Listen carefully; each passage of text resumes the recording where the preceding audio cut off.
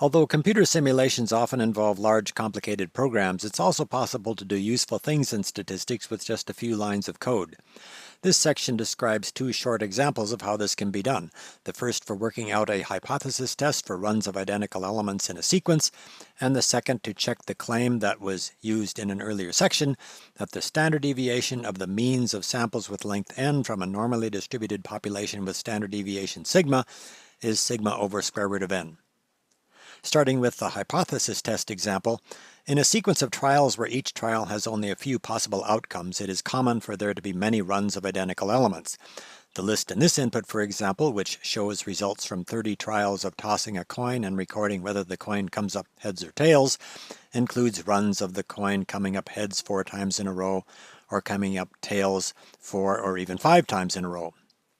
Data like this can result from a sequence of independent events like tossing a coin, but similar data could also arise for events that may not be independent, such as, for example, observing different types of migrating animals passing a checkpoint, and perhaps noting that animals of the same type seem to migrate together.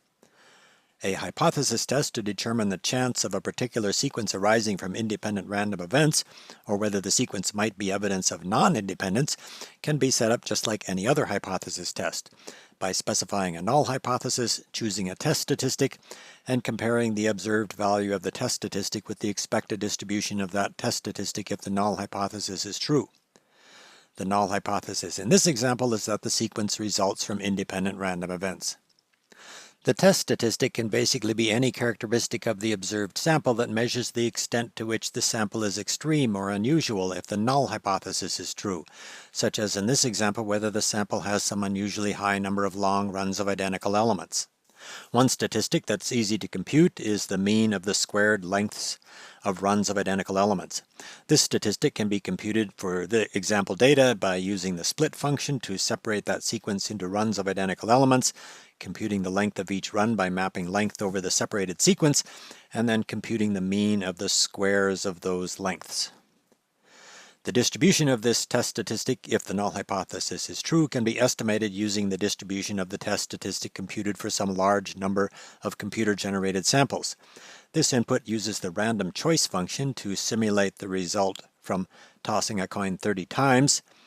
This computes the test statistic for that result, and this input repeats that calculation 1,000,000 times to approximate the sampling distribution of the test statistic. The result is a list of 1,000,000 random values from that distribution. Here's a histogram of that result. The p-value is the fraction of the area in the tail of that distribution beyond the observed value of the test statistic, which is the number of values in the computer-generated sample that are as big or bigger than the observed test statistic divided by the total number of values. The p-value in this example is about 20%, which is the probability of getting a sequence with runs of identical elements that are as long or longer than the runs in the observed data by random chance.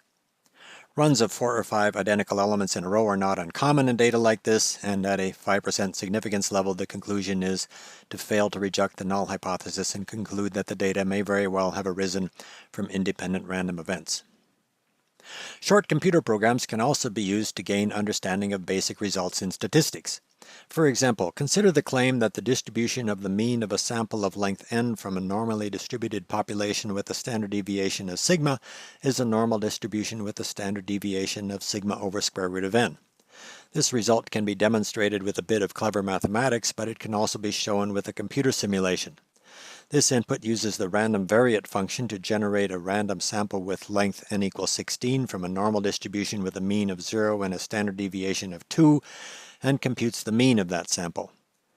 This input repeats that calculation 1,000,000 times to get 1,000,000 means of random samples. Here's a histogram showing the probability density function represented by that list of means. The standard deviation of that list of means is about 0.5, which is what would be expected from dividing the standard deviation sigma of the population by the square root of the length n equals 16 of each sample. These inputs extend that simulation to other sample sizes. This does the same simulation for selected values of n, and this produces a graph showing good agreement between a plot of sigma over square root of n and the points generated by the simulation.